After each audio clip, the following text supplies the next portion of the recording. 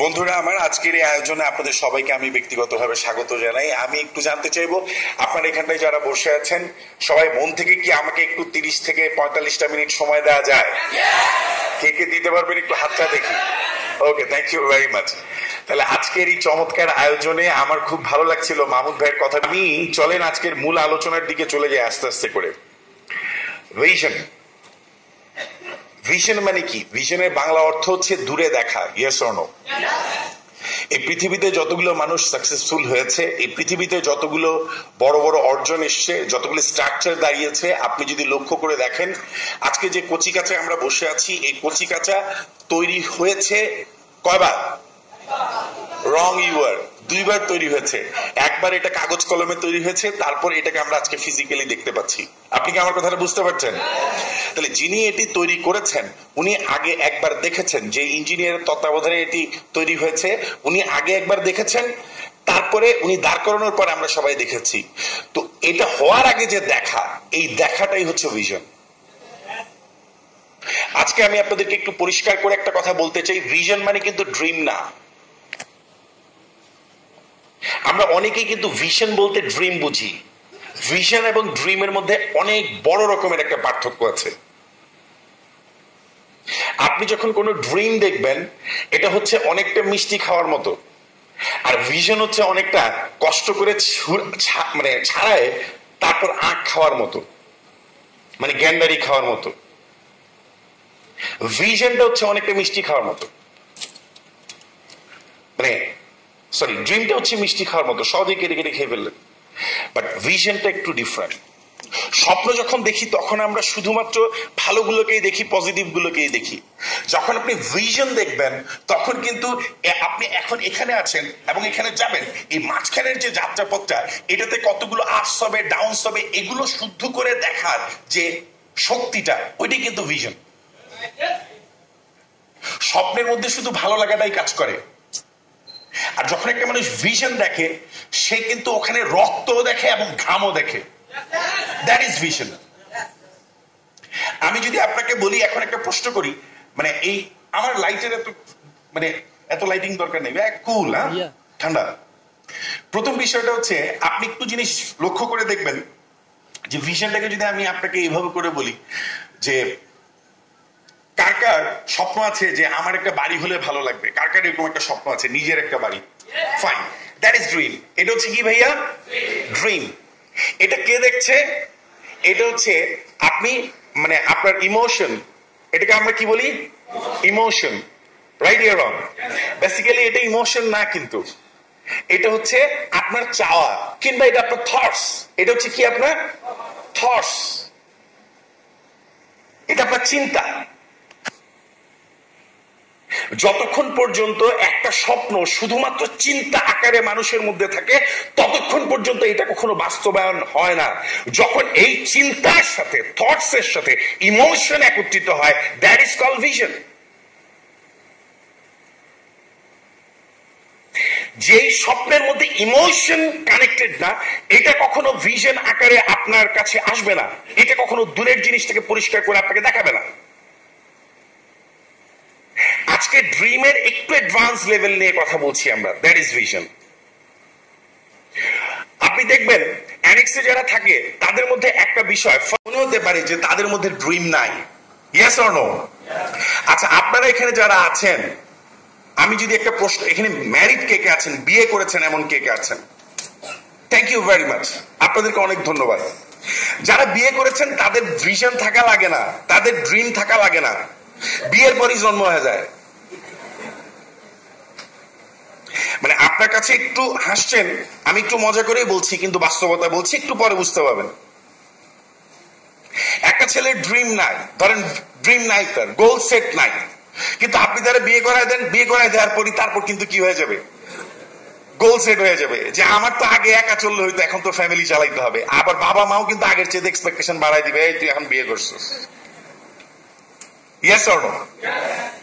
আমি আপনাকে বলি, আপনাদেরকে কয়েকটা প্রশ্ন করবো, একটু বুঝতে হবে, আপনার বুঝতে পারবেন তাহলে। আপনার ডান হাতটা কোথায় আছে?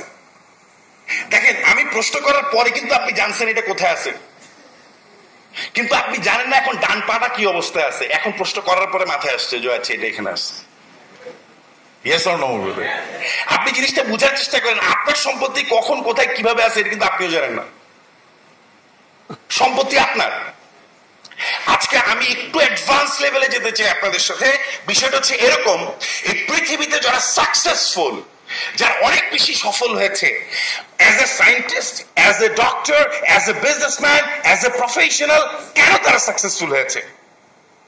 দেখবেন আপনি গাড়ি চালাচ্ছেন সাবকনশিয়াস মাইন্ডে, আপনি গাড়ি চালাচ্ছেন, আপনি তাকিয়ে আছেন রাস্তার দিকে, কিন্তু আপনি অন্য কিছু ভাবছেন। আপনি কিন্তু গাড়ির সাথে রাস্তার সাথে নাই, কিন্তু আপনার সাবকনশিয়াস মাইন্ড কিন্তু গাড়িটা চালাচ্ছে। এরকম কার কার হয়েছে আমি একটু দেখতে চাই। আচ্ছা, এরকম হয়েছে না, আপনি ঘুমিয়ে আছেন, সকালবেলা উঠে দেখতেছেন মশা মরে রয়েছে, অন্য কেউ কিন্তু মারে নাই, আপনি মারছেন, আপনার সাবকনশিয়াস মাইন্ড মারছে, কিন্তু আপনি ঘুমাচ্ছিলেন। Yes or no? এই দুনিয়াতে যারা সাকসেসফুল, এরা কিন্তু কখনো এই জায়গায় আছে আরেক জায়গায় থাকে না, সে নিজেকে প্রেজেন্টে রাখে, লাইভ থাকে, সে লাইভ। আর যে মানুষটা যত বেশি প্রেজেন্টে থাকতে পারে সে তত বেশি সাকসেসফুল এই দুনিয়াতে। আমরা ম্যাক্সিমাম পিপল আমরা এখানে বসে আছি, এখানে নাই। আপনি যদি চান আপনার লাইফের উপর আপনি মাস্টারি হাসিল করবেন, তাহলে আপনাকে মাথায় রাখতে হবে আমি এখানে আছি তো আমি এখানেই থাকবো। এই কনফার্ম অ্যাসুরেন্সটা নিজের সাথে নিজেকে করতে হবে। আজকে আমার আলোচনার মূল বিষয়বস্তু এইটাই। আপনি যখন ওষুধ খান, ডাক্তার সাহেব যখন ওষুধ দেন, তখন আপনাকে বলেন আপনি সকালে এটা খাবেন, দুপুরে এটা খাবেন, রাতে এটা খাবেন। Yes or no? আপনি অসুস্থ হলে আপনি ওষুধটা খাওয়ার সচেতনতা রাখেন। Yes or no? কিন্তু আপনি যে মানুষটা আপনার লাইফে সাকসেসফুল হতে চান, আপনি কয়বার চেক করেন আপনি প্রেজেন্টে লাইভ আছেন কিনা, যেখানে বসে আছেন ওইখানে আছেন কিনা? Excuse me.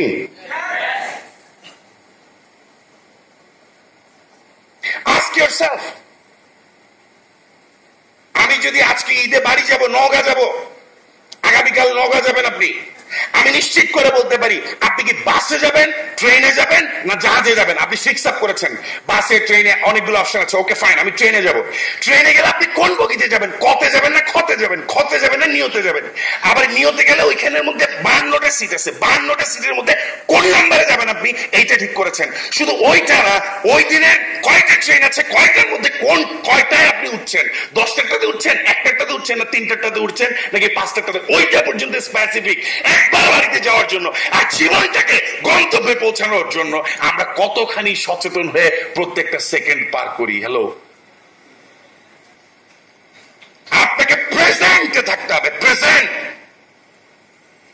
আমার সময়টা পার হচ্ছে নাকি আমি আমার সময়টাকে কাটাচ্ছি? সময়টাকে পার হচ্ছে নাকি সময়টাকে কাটাচ্ছি? আমি কি সময়টাকে কাটাচ্ছি নাকি সময়টাকে বিনিয়োগ করছি? It's a big question. Vision কাকে বলে? ভিশন আপনার ফিজিক্যালি এবং মেন্টালি আপনি যখন একত্রিত হতে পারেন তখন নিজের মধ্যে একটা ইমোশন তৈরি হয়। এর আগে হয় না ভাইয়া।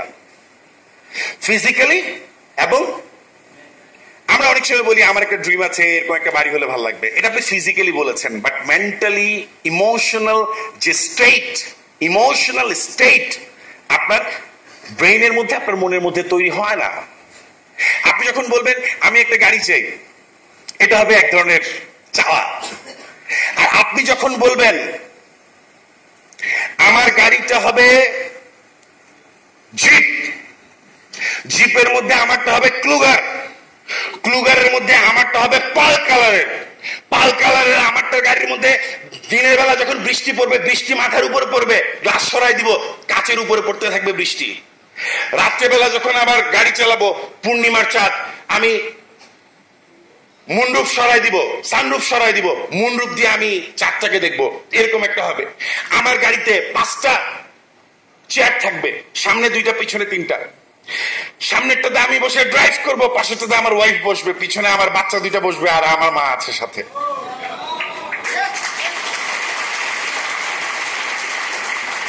You know that is vision. আমার একটা গাড়ি হবে, এটা ড্রিম। আপনার যেটা ড্রিম আপনাকে কনফার্ম করতে হবে that is your wish or that is your what. আপনি যদি এটাকে উইশ করেন, উইশের সাথে কখনো কমিটমেন্ট থাকে না, চাওয়ার সাথে কমিটমেন্ট থাকে।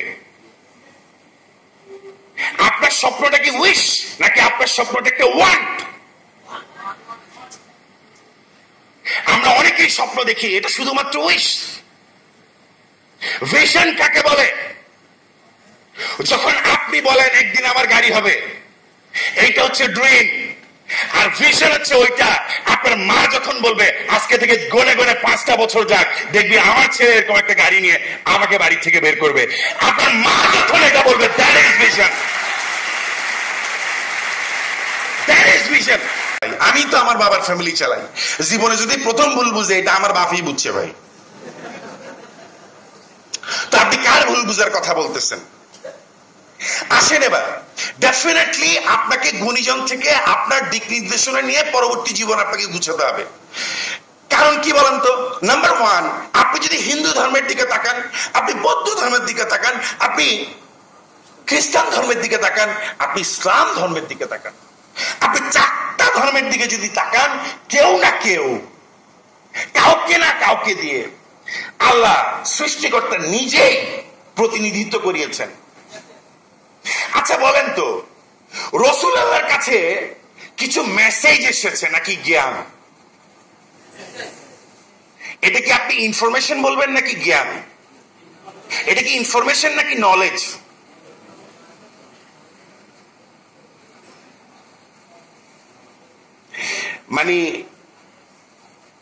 মানে কোরআন কি একটা জ্ঞানের ভান্ডার নাকি কিছু তথ্য?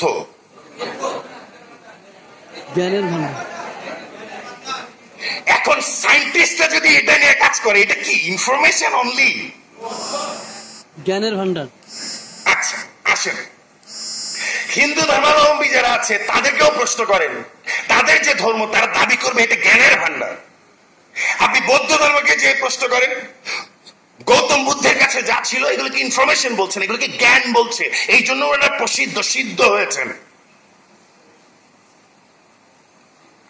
জিসাসের কাছে ইনফরমেশন ছিল না, ওনার কাছে জ্ঞান ছিল। এখন what is different between information and knowledge? Information যেটা একটা মেসেজ, যেটা পরীক্ষিত কোনো সত্য নাই, পরীক্ষিত প্রমাণ নাই, দ্যাট ইজ কল্ড ইনফরমেশন, যেটা আমি আপনাকে দিতে পারি। নলেজ হচ্ছে যেটা প্রমাণিত সত্য, যেটা প্রমাণিত সত্য। এবার আসেন আমি আপনাকে বলি, আমরা অনেক সময় খেলা দেখতে দেখতে বলি না ভাই, আরে সাকিব এটা কি করবো, সাকিব এটা হইলো কাজটা কেন, ব্যাটটা এমনি ঘুরাইলো, টিভি দেখতে দেখতে বলি না একটু অমনে ঘুরাইলি তো ছক্কা হইতো, ইয়েস অর নো? এটা কিন্তু আপনার জন্য ইনফরমেশন ভাইয়া, আর আপনি যেটা দিচ্ছেন সাকিবকে এটা হচ্ছে ইনফরমেশন। আর ওই সময় 1 সেকেন্ডে যে সিদ্ধান্তটা নিতে হবে যেটা তার কাছে আছে, যেটা দিয়ে সে পৃথিবীর শ্রেষ্ঠ খেলোয়াড় হইছে, দ্যাট ইজ কল্ড নলেজ। এখন আপনি যদি খেলোয়াড় হইতে চান কিংবা আমি যদি খেলোয়াড় হইতে চাই, টিভির সামনে বসে সাকিবকে যে কি দেয়, তার কথা শুনে আমি খেলা শিখবো নাকি আমি সাকিবের থেকে খেলা শিখবো ভাই? আচ্ছা সাকিব যদি খেলা শিখে আপনার থেকে শিখবে নাকি সে নান্নুর থেকে শিখবে, মিনহাজ আবেদুল নান্নু বুলবুলের থেকে শিখবে, আকরাম থেকে শিখবে, নাকি আপনার থেকে শিখবে, আমার থেকে শিখবে? মজার ব্যাপার কি জানেন ভাই, অনেকে ইনফরমেশন দেওয়ার অ্যাবিলিটি রাখে, ওই মানুষগুলো মনে করে নিজেকে আমি জ্ঞান বিলাচ্ছি। এখন সেই জ্ঞান যদি আপনি নিয়ে নেন তাহলে আপনি বুঝেন জীবনের অবস্থা কি হবে। একটা মজার তথ্য দিই, গাছের উপর থেকে বানর দেখছে মাছকে পানিতে, মাছকে বলছে শোনো এমনি করে গাছের নিচে থাকতে হয়, তারপরে গাছের মাঝখানে উঠতে হয়, তারপরে গাছের উপরে উঠতে হয়। তাহলে তার কাছে কি আছে দেখেন, সে কেমনে গাছে উঠবে এটার ইনফরমেশন না, এইটার তার কাছে নলেজ আছে। কিন্তু কি আছে? এখন মাছকে যদি সে এই নলেজটা দিয়ে দেয় তাহলে মাছ কি গাছে উঠতে পারবে ভাই?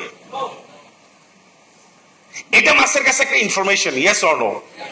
আবার সে তো বলতেছে আমি তো উঠতে পারতেছি, মাছের তো উঠা সম্ভব না। তাহলে আপনি শুধুমাত্র নলেজও কারো কাছে থাকলে, নলেজ আছে আর কি, সে তো বানরের গাছে উঠার, মাছ তো গাছে উঠতে চায় না, তাহলে মাছের জন্য এই নলেজও কিন্তু কাজে লাগবে না।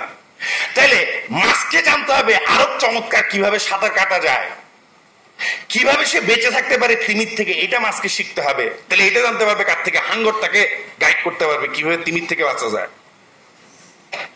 Yes or no, brother?